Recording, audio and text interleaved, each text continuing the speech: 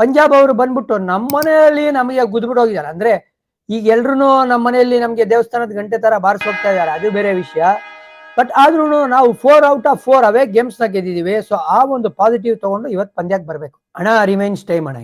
ಈ ಅಂಜದ ಎದೆಯಲ್ಲಿ ನಂಜೇ ಇಲ್ಲ ಬಗ್ಗುಬ ಆಳಲ್ಲ ಅಂತ ಬರುತ್ತಲ್ಲ ನಮ್ಮ ವಿಷ್ಣುವರ್ಧನ್ ಅವ್ರದ್ದು ಆ ಪಿಕ್ಚರ್ ರಾಮಾಚಾರ್ಯ ಅಂತ ಬರುತ್ತಲ್ಲ, ನಾಗರಾವು ಮೂವಿ ಜ್ಞಾಪಕ ಇದೆಯಾ ನಿಮ್ಗೆ?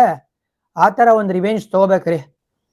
ಫಸ್ಟ್ ಅಂಡ್ ಫಾರ್ಮೋಸ್ಟ್ ಏನ್ ಬದಲಾವಣೆ ಮಾಡಬೇಕು ಪ್ಲೇಯಿಂಗ್ 11 ಅಲ್ಲಿ, ಲಿಯಮ್ ಲಿವಿಂಗ್ಸ್ಟನ್ ನ ದಯವಿಟ್ಟು ಬಿಟ್ಬಿಡಿ ಅಂತ ಕೈ ಮುಗಿದು ನಿನ್ನೆ ಕೇಳ್ಕೊಂಡಿದೀವಿ.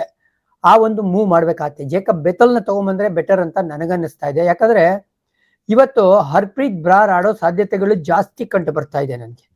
ಹಾಗಾಗಿ ಆ ಲೆಫ್ಟ್ ಆರ್ಮ್ ಸ್ಪಿನ್ನರ್ ವಿರುದ್ಧ ಒಬ್ಬ ಲೆಫ್ಟ್ ಹ್ಯಾಂಡೆಡ್ ಬ್ಯಾಟ್ ಇದ್ರೆ ಒಳ್ಳೇದಾಗತ್ತೆ. ಸೊ ಬೆತಲ್ ನ ತಗೊಂಬನ್ನಿ. ಆಮೇಲೆ ಲಾಸ್ಟ್ ಟೈಮ್ ನೀವು ಮನೋಜ್ ಬಾಂಡಿಗೆನ ಆಡಿಸಿದ್ರಿ ಫಾರ್ ವಾಟ್ ಎವರ್ ರೀಸನ್, ಅದ್ರ ಅವಶ್ಯಕತೆ ಇಲ್ಲ. ದಯವಿಟ್ಟು ದೇವದತ್ ಪಡಿಕಲ್ನ ಮತ್ತೊಮ್ಮೆ ತಗೊಂಬನ್ನಿ.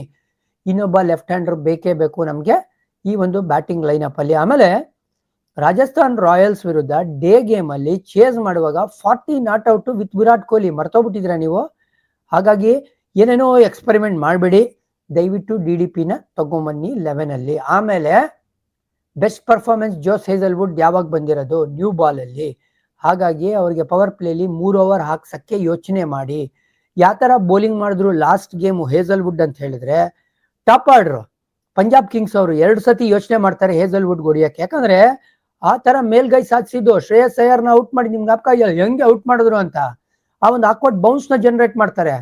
ಹಾಗಾಗಿ ಆ ಒಂದು ಸೈಕಲಾಜಿಕಲ್ ಬ್ಯಾಟಲ್ ನ ನಾವು ಗೆಲ್ಬೇಕು ಅಂತ ಹೇಳಿದ್ರೆ ಅಟ್ಲೀಸ್ಟ್ 3 ಓವರ್ ಹಾಕ್ಸಿ. ಡೆತ್ ಅಲ್ಲಿ ಇದ್ದೇ ಇದ್ದಾರೆ ನಿಮ್ಗೆ. ಯಶ್ ದಯಾಲ್ ಇದ್ದಾರೆ, ಭುವಿ ಇದ್ದಾರೆ. ಭುವಿ 2 ಓವರ್ ಹಾಕ್ಲಿ, ಹೇಸಲ್ವುಡ್ 3 ಹಾಕ್ಲಿ, ಒಂದು ಬೇಕಾದ್ರೆ ಯಶ್ ದಯಾಲ್ ಹಾಕ್ಲಿ. ಆಸ್ ಒನ್ ಚೇಂಜ್ ಅಂತ ನನ್ನ ಕಳಕಳಿಯ ಯೋಚನೆ ಅಥವಾ ಮನವಿ ಅಂತ ಹೇಳೋಣ.